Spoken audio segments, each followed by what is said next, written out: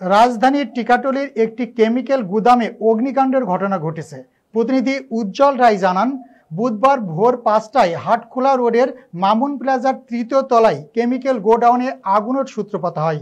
খবর পেয়ে ফায়ার সার্ভিসের প্রথম ইউনিট সকাল ৫টা ৭ মিনিটে ঘটনাস্থলে পৌঁছায়। পরে ফায়ার সার্ভিসের ৭টি ইউনিটের চেষ্টায় সকাল ৭টায় আগুন নিয়ন্ত্রণে আসে। প্রত্যক্ষদর্শীরা জানায়, ভোর ৫টার দিকে ফজরের নামাজ পড়তে বের হওয়া ব্যক্তিরা কেমিক্যাল পোড়ার গন্ধ ও ভবন থেকে ধোঁয়া বের হতে দেখেন। এই বিল্ডিংয়ের তৃতীয় তলা পর্যন্ত বিভিন্ন সায়েন্টিফিক মালামাল বিক্রয়ের দোকান, অফিস ও গোডাউন রয়েছে। ১২তলা বিল্ডিংয়ে প্রায় ৪৮টি আবাসিক ফ্ল্যাট রয়েছে। ফায়ার সার্ভিসের সদস্যরা সব কয়টি ফ্ল্যাটের সদস্যদেরকে নিরাপদে নিচেই আনতে সক্ষম হয়। ফায়ার সার্ভিসের কর্মকর্তা জানান, তাদের ৭টা ইউনিট ঘটনাস্থলে উপস্থিত থাকলেও ৪টা ইউনিট আগুন নিয়ন্ত্রণে আনে এবং বাকি ৩টি ইউনিট স্ট্যান্ডবাই রাখা হয়। তবে ঘটনাস্থলে মালিক পক্ষের কাউকে পাওয়া যায়নি। এই ঘটনায় কোনো হতাহতের ঘটনা ঘটেনি।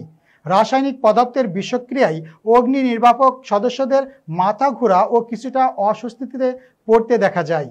এ সময় ঘটনাস্থলে পুলিশ, র্যাব, সেনাবাহিনীর সদস্যবৃন্দ, গোয়েন্দা সংস্থার সদস্য, বাংলাদেশ কেমিক্যাল ইন্ডাস্ট্রিজ কর্পোরেশন কর্মকর্তারা সরেজমিনে পরিদর্শন করেন।